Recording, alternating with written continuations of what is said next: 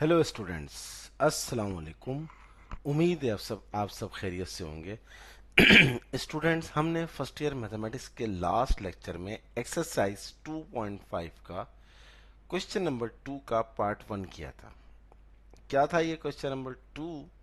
इसमें हमें given matrix को रिड्यूस इकोलोन फॉर्म में कन्वर्ट करना था by using elementary row operations.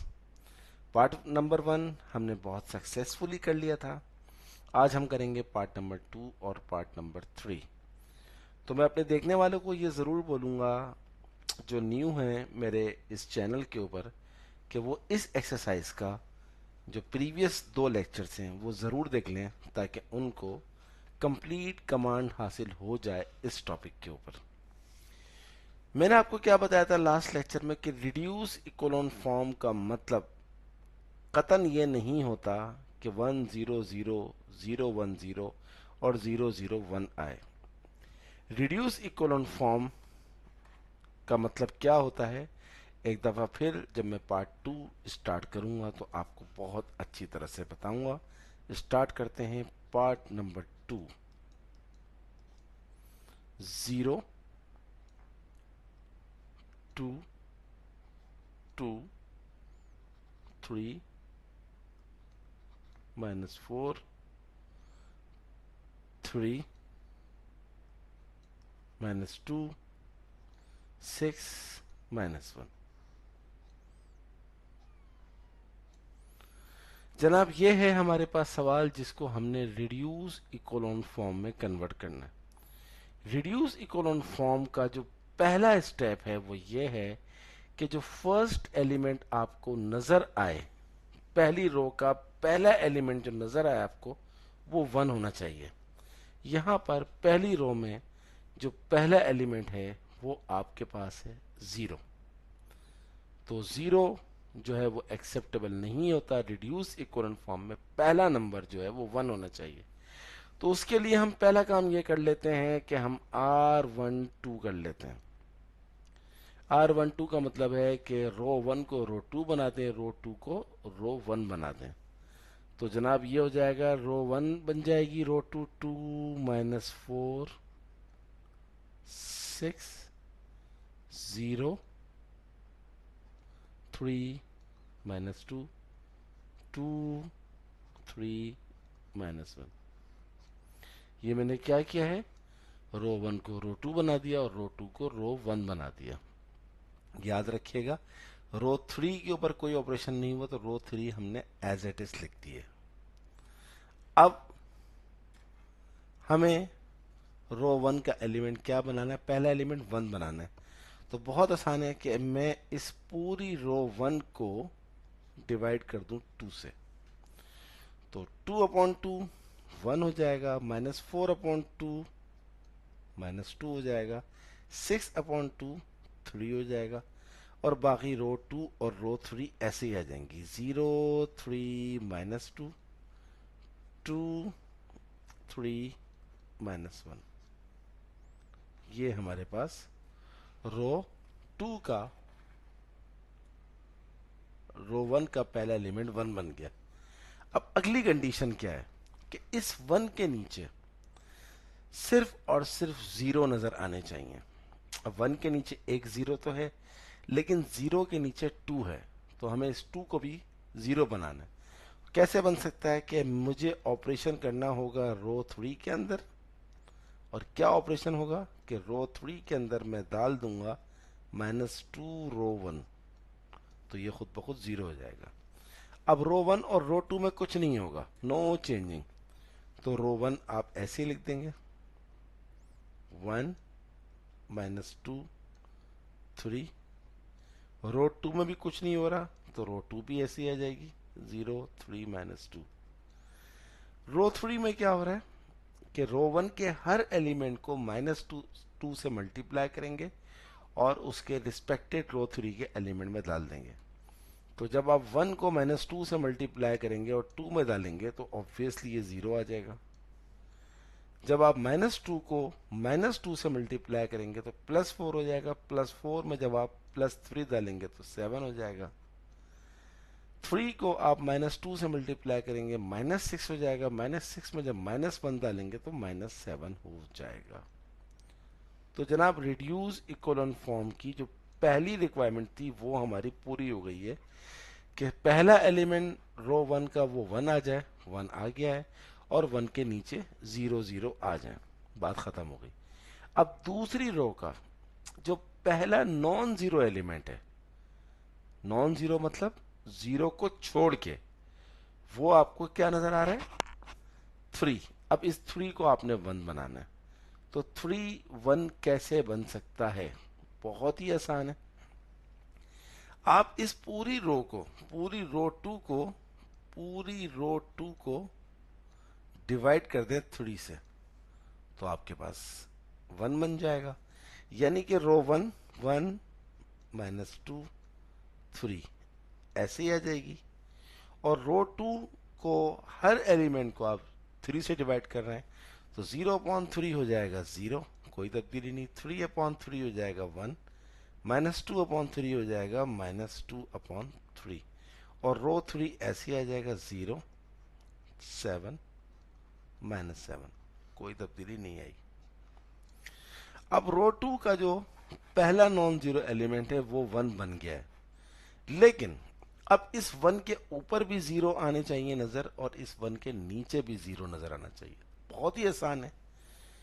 Operation कहां हम कर रहे हैं, रो 1 के अंदर। क्या ऑपरेशन कर रहे हैं हम रो 1 के अंदर, कि हम रो 1 के अंदर डाल रहे हैं, क्या डाल रहे हैं, +2r2। जाहिर सी बात है, 2 को 1 से मल्टीप्लाई करूंगा +2 होगा, +2 में -2 डालूंगा तो 0 होगा। सही है जनाब। तो ये देखिए, रो 2 का पहला एलिमेंट है 0, 0 को 2 से मल्टीप्लाई करेंगे 0, 0 में 1 डालेंगे तो 1 ही आएगा। अब 1 को 2 से मल्टीप्लाई करें, 2 1 2, फिर इसमें -2 डालें तो ये हो गया 0। -2/3 को 2 से मल्टीप्लाई करेंगे तो -4/3 आ जाएगा। -4/3 के अंदर जब आप 3 डालेंगे तो 3 3 9, 9 में से 4 गया तो ये आ जाएगा 5/3। तो बस ये ख्याल रखिएगा, 5/3। बाकी रो 2 ऐसे ही आ जाएगा, रो 3 ऐसे ही आ जाएगा। अब देखें, रो 2 का जो पहला नॉन जीरो एलिमेंट है वो क्या है, 1। 1 के ऊपर भी 0 नजर आना चाहिए, 1 के नीचे भी 0 नजर आना चाहिए। 1 के ऊपर तो आप 0 ले आए, लेकिन 1 के नीचे आप नहीं लाए अभी 0, 1 के नीचे 7 नजर आ रहा है। अब ये 7 कैसे आएगा, 7 0 कैसे बनेगा, तो इसका मतलब है ऑपरेशन कहाँ होगा, R3 के अंदर, रो 3 में। और क्या ऑपरेशन होगा कि आप रो 3 के अंदर डाल दें -7 रो 2, यानी कि अब ऑपरेशन रो 3 में हो रहा है तो रो 1 और रो 2 एज इट इज उसी हालत में लिख देंगे आप, यानी कि 1 0 5/3, 0 1 -2/3, और -7 को 0 से करेंगे 0 आ जाएगा, 0 में 0 डालें, ये आ गया 0। -7 को 1 से करेंगे, -7 में +1 +7 डालेंगे तो ये हो जाएगा 0। फिर -2/3 को -7 से मल्टीप्लाई करेंगे तो ये हो जाएगा 14/3। 14/3 के अंदर जब आप -7 डालेंगे तो ये हो जाएगा 3 7 -21, और -21 के अंदर जब आप +14 डालेंगे तो आपके पास आ जाएगा -7, यानी कि आंसर आ रहा है इसका -7/3। तो जनाब ये आ गया -7/3। बंद कर दीजिए इसको। अब दोबारा देखें, रिड्यूस इक्वलेंट फॉर्म में पहली रो का पहला एलिमेंट 1 होना चाहिए, 1 आ गया। दूसरी कंडीशन ये है कि 1 के नीचे 0 0 आने चाहिए, 0 0 आ गया। फिर क्या है कि दूसरी रो का पहला नॉन जीरो एलिमेंट 1 हो, 1 नजर आ रहा है। 1 के ऊपर भी 0 हो, 1 के नीचे भी 0 नजर आ रहा है। फिर क्या है जनाब, तीसरी रो का पहला नॉन जीरो एलिमेंट क्या आना चाहिए, वन आना चाहिए। अब जीरो है, जीरो है, जीरो के बाद लिखा हुआ है -7/3। -7/3 को क्या बनाना है? वन बनाना है। तो ऑब्वियसली रो 3 को हम डिवाइड कर देंगे -7/3 से। तो रो 1 ऐसी आ जाएगी 1 0 5/3। रो 2 ऐसी आ जाएगी 0 1 -2/3। रो 3 जीरो को डिवाइड करेंगे -7/3 से तो जीरो आ जाएगा। फिर जीरो को -7/3 से डिवाइड करेंगे तो जीरो आ जाएगा। -7/3 को डिवाइड करेंगे -7/3 से तो ऑब्वियसली वन आ जाएगा। यहां तक पहुंच गया। अब तीसरी रो का जो पहला नॉन जीरो एलिमेंट है वो हमारे पास वन आ गया। अब इस वन के ऊपर मुझे 0 0 नजर आना चाहिए। बिल्कुल नजर आएगा, देखते हैं। अब मुझे इस -2/3 को 0 बनाना है। तो कैसे बनेगा? ऑपरेशन कहाँ होगा? रो 2 के अंदर। क्या ऑपरेशन होगा रो 2 के अंदर? कि आप अगर रो 2 में डाल दें +2/3 R3, यानी कि अगर आप R3 को 2/3 से मल्टीप्लाई करें और आप 2/3 को मल्टीप्लाई करके ऊपर वाले एलिमेंट में डाल देंगे तो जीरो आ जाएगा। कैसे? तो अब ऑपरेशन कहाँ हो रहा है? रो 2 में हो रहा है। तो रो 1 और रो 3 ऐसे ही लिख देंगे। रो 1 आपके पास क्या है? 1 0 5/3। अब 2/3 को 0 से करें और 0 डाल दें तो 0 आ जाएगा। 2/3 को 0 से करें 0 आ जाएगा, 0 में 1 डालेंगे वही आ जाएगा। 2/3 को 1 से करें 2/3 में -2/3 डालेंगे तो 0 आ जाएगा। और 0 0 1 ये हमारे पास ऐसे ही आ गया। अब 1 के ऊपर 0 नजर आ रहा है लेकिन 0 के ऊपर 5/3 है। इस 5/3 को भी 0 करना होगा। कैसे होगा? ऑपरेशन कहाँ होगा? रो 1 के अंदर। क्या होगा रो 1 में? कि आप रो 1 के अंदर डाल दें -5/3 रो 3। सही है जनाब? तो 0 को -5/3 से करें 0 0 में 1 डालेंगे तो 0 आ जाएगा। फिर 0 को -5/3 करेंगे 0 0 में 0 डालेंगे तो 0 आ जाएगा। फिर 1 को -5/3 से करेंगे -5/3 और इसमें +5/3 डालेंगे तो 0 आ जाएगा। बाकी रो 2 में हमने कुछ नहीं किया, वो ऐसे ही आ जाएगा। रो 3 में हमने कुछ नहीं किया, ऐसे ही आ जाएगा। तो जनाब ये आपकी हो गई reduced echelon form. Reduce echelon form. उम्मीद है आपको ये बहुत अच्छी तरह से समझ में आ गया होगा। हम एक वक्त में एक ऑपरेशन कर रहे हैं। जैसे रो 1 के अंदर कर रहे हैं तो रो 1 रो 2 और रो 3 को ऐसे लिख रहे हैं। चाहें तो हम एक ही दफा में दो दो ऑपरेशन कर सकते हैं, लेकिन ये डिपेंड करेगा आपकी प्रैक्टिस के ऊपर। जितनी ज़्यादा आप प्रैक्टिस करेंगे इतने ही अच्छे हो जाएंगे। चलिए अब हम क्वेश्चन नंबर 2 का लास्ट पार्ट करते हैं। क्वेश्चन नंबर 2 का लास्ट पार्ट।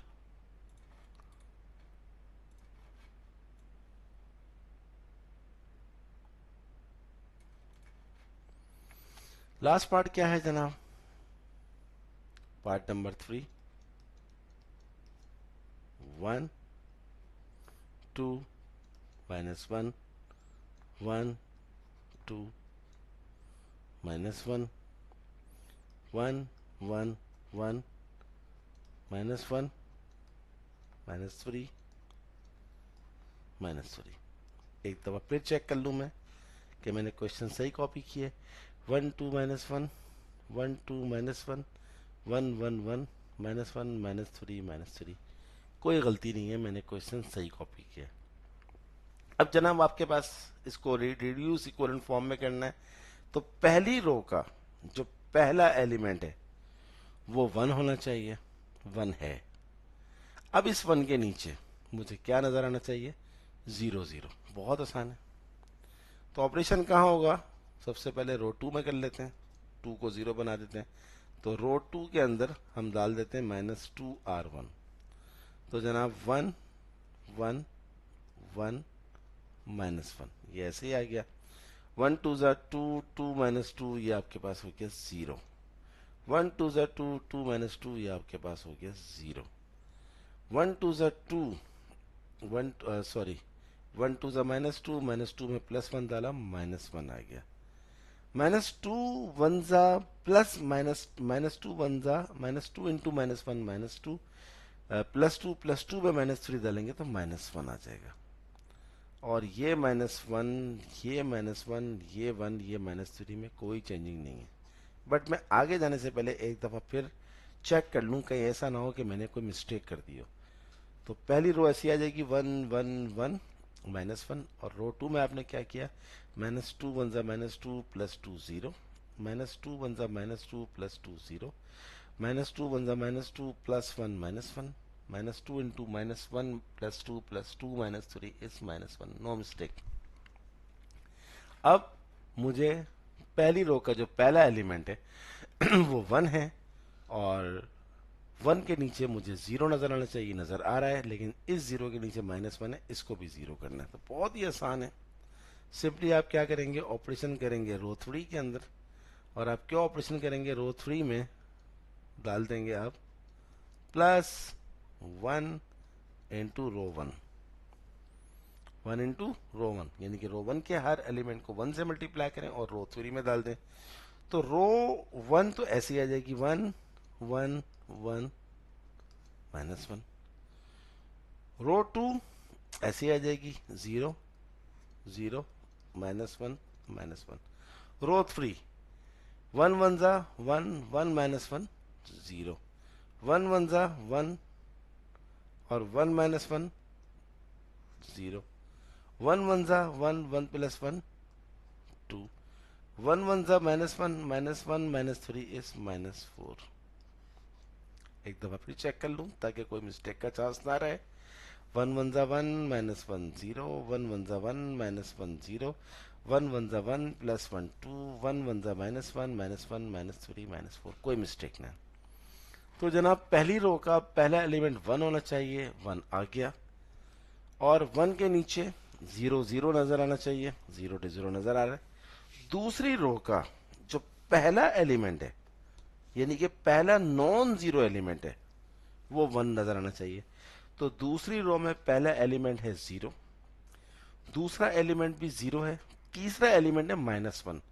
मुझे इस -1 को +1 बनाना होगा, और इसके लिए बहुत ही आसान है कि मैं पूरी रो 2 को डिवाइड कर दूं -1 से। तो रो 1 ऐसी आ जाएगी 1 1 1 -1।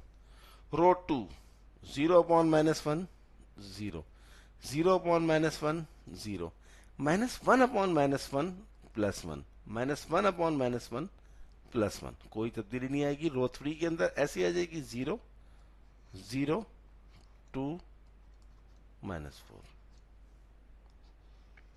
सही है जनाब। अब ये जो रो 2 का पहला एलिमेंट है, पहला नॉन जीरो एलिमेंट है 1, हमें इस 1 के ऊपर भी 0 नजर आना चाहिए और इस 1 के नीचे भी 0 नजर आना चाहिए। बहुत आसान है।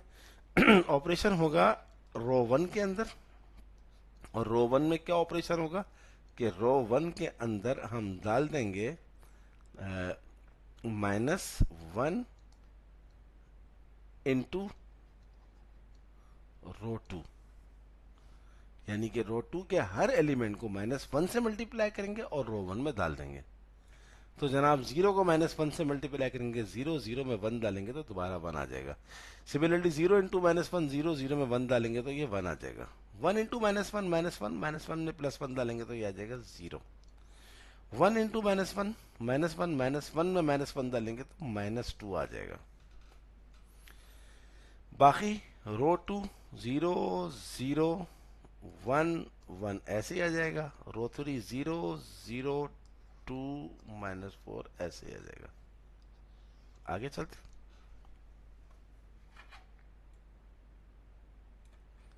अब मुझे इस 1 के नीचे भी 0 चाहिए।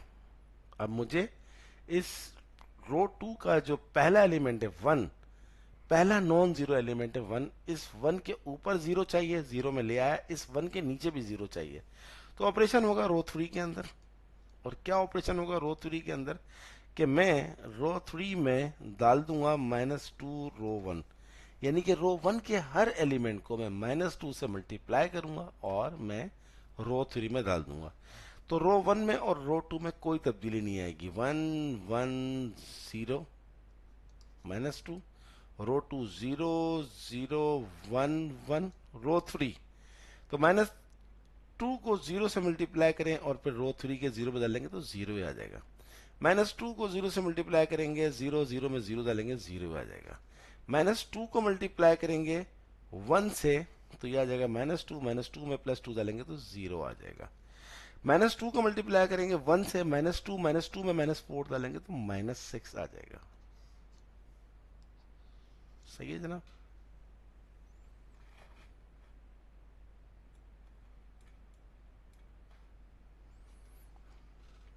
अब दोबारा देखें, रो 1 का जो पहला एलिमेंट है वो 1 है, 1 नजर आ रहा है, और 1 के नीचे 0 0 आना चाहिए, 0 0 आ गया। रो 2 का जो पहला नॉन जीरो एलिमेंट है वो क्या नजर आना चाहिए, वो 1 नजर आना चाहिए, 1 नजर आ रहा है। 1 के ऊपर भी 0 हो और 1 के नीचे भी 0 हो। 1 के नीचे भी 0 लिया है मैं और 1 के ऊपर भी 0 लिया है। अब एक मिनट रुक जाए, सिर्फ एक चीज चेक करने दें ताकि कॉन्सेप्ट मजीद क्लियर हो जाए।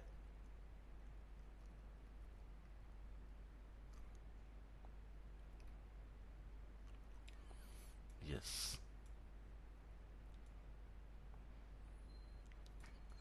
बस मुझे खाली एक छोटी सी चीज चेक करनी है।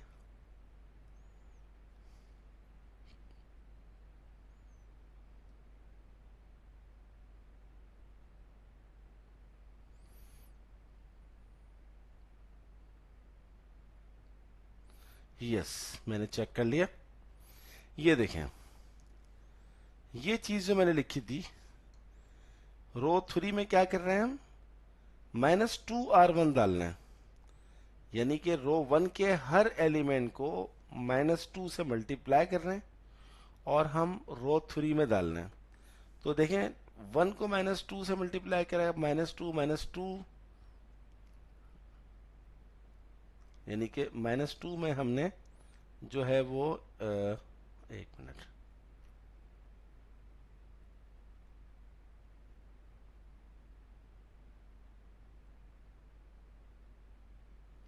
काइंडली वेट कीजिए।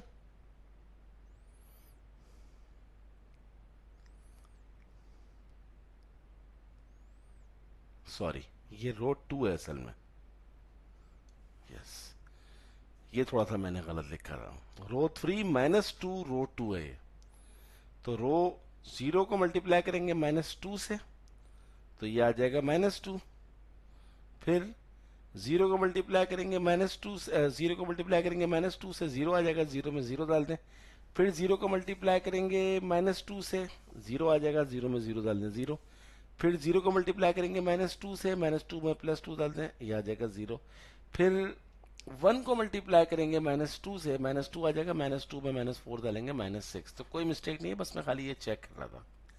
अब देखें, तीसरी रो का जो पहला नॉन जीरो एलिमेंट है वो -6 है। इस -6 को 1 बनाना है तो ऑब्वियसली क्या करेंगे, पूरी रो 3 को हम डिवाइड कर देंगे -6 से, यानी कि रो 1 ऐसी आ जाएगी 1 1 0 -2। रो 2 भी ऐसी आ जाएगी 0 0 1 1। रो 3 0 अपॉन -6 0, 0 अपॉन -6 0, 0 अपॉन -6 0, -6 अपॉन -6 ये आ गया 1। ये लीजिए जनाब। अब इस 1 के ऊपर मुझे 0 0 नजर आने चाहिए। तो कैसे नजर आएंगे? बहुत ही आसान है। इस -2 को 0 बनाना है। कैसे बनेगा -2 0? बहुत ही इजी है। तो मैं रो 1 में ऑपरेशन कर रहा हूं, और क्या ऑपरेशन कर रहा हूं, तो चाहे तो रो 2 से बना लें 0, या रो 3 से बना लें। रो 3 से बना लेते हैं। रो 1 के अंदर मैं डाल रहा हूं +2 रो 3, यानी कि 0 को 2 से मल्टीप्लाई करें 0 0 में 1 डाला 1, 0 को 2 से मल्टीप्लाई करें 0 0 में 1 डाला 1, 0 को 0 से मल्टीप्लाई करें 0 0 में 0 डाला 0, 1 को 2 से मल्टीप्लाई करें 2 2 में -2 डाला 0। और बाकी रो 2 और रो 3 आप ऐसे लिखें, उसमें कोई तब्दीली नहीं आएगी। तो जनाब ये आ गया आपके पास 0 0 1 1 0 0 0 1। तो तीसरी रो का जो पहला एलिमेंट है, नॉन जीरो एलिमेंट, वो 1 है। 1 है, 1 के ऊपर मुझे 0 0 नजर आने चाहिए, लेकिन यहां पर 1 के ऊपर अभी 1 है। तो बहुत ही आसान है। ऑपरेशन होगा R2 में। क्या ऑपरेशन होगा R2 के अंदर, कि मैं R2 में डाल दूं -1 इंटू R3, यानी कि R3 के हर एलिमेंट को -1 से मल्टीप्लाई करूं और R2 में डाल दूं। तो R1 तो ऐसे आ जाएगा 1 1 0 0। R2 तो -1 इंटू 0 0 0 में 0 डालें 0, -1 इंटू 0 0 में 0 डालें 0, -1 इंटू 0 0 0 में 1 डालें 1, -1 इंटू -1 में +1 डालें 0। और जनाब 0 0 0 1, ये हमारे पास आ गई रिड्यूस्ड इक्विवेलेंट फॉर्म। कैसे? अभी दिखाता हूं। रिड्यूस इक्विवेलेंट फॉर्म, पहली रो का पहला एलिमेंट 1 आना चाहिए, 1 आ रहा है। 1 के नीचे 0 0 आना चाहिए, 0 0 आ रहा है। दूसरी रो का जो पहला नॉन जीरो एलिमेंट है, नॉन जीरो माने जो 0 को छोड़ के, वो 1 आना चाहिए। तो 0 0 को छोड़ने के बाद 1 नजर आ गया। 1 के ऊपर भी 0, 1 के नीचे भी 0 नजर आ रहा है। तीसरी रो का जो पहला नॉन जीरो एलिमेंट है वो 1 आना चाहिए। तो तीसरी रो का जो पहला नॉन जीरो एलिमेंट है वो 1 आ गया। 0 0 0 के बाद 1 है। इस 1 के ऊपर जितने भी एलिमेंट है वो सारे 0, तो मैंने 0 बना दिया। अब देखें यहां पर ये बस प्रूफ हो गई कि हमें ये नहीं, जरूरी नहीं ये बने 1 0 0 0 0 1, सॉरी 1 0 0 0 1 0 0 0 1, जरूरी नहीं है ये यही बने। देखें यहां पर 1 0 0 है, 1 0 0 है, 0 1 0 0 0 1 है। This is not identity matrix. तो ये बात बिल्कुल गलत है कि हमें हर मैट्रिक्स को आइडेंटिटी मैट्रिक्स बनाना है। तो जनाब ये था हमारा आज का लेक्चर, जिसमें हमने रिड्यूस इक्विवेलेंट फॉर्म के 2 पार्ट्स रह गए थे, वो हमने कर लिए। अब अगले लेक्चर के अंदर मैं आपको सिखाऊंगा रैंक ऑफ द मैट्रिक्स, कि रैंक क्या होता है। बहुत आसान है, इंशाल्लाह बहुत अच्छी तरह से हम करेंगे रैंक ऑफ द मैट्रिक्स। तो ये हमारी आज की क्लास थी। अगर आपको वीडियो अच्छी लगे तो मेरे चैनल को ज़रूर सब्सक्राइब कीजिए, और जब आप चैनल सब्सक्राइब करें तो बेल आइकन को ज़रूर प्रेस कर दें, क्योंकि जैसे ही मेरी वीडियो अपलोड होगी उसका नोटिफिकेशन आपको मिल जाएगा। मेरी वीडियोस को अपने तमाम दोस्तों को शेयर करें, क्योंकि इल्म बांटने से बढ़ता है, कभी घटता नहीं है। तो मैं विद सर आसिम की जानिब से आप सारे बच्चों को अल्लाह हाफिज़।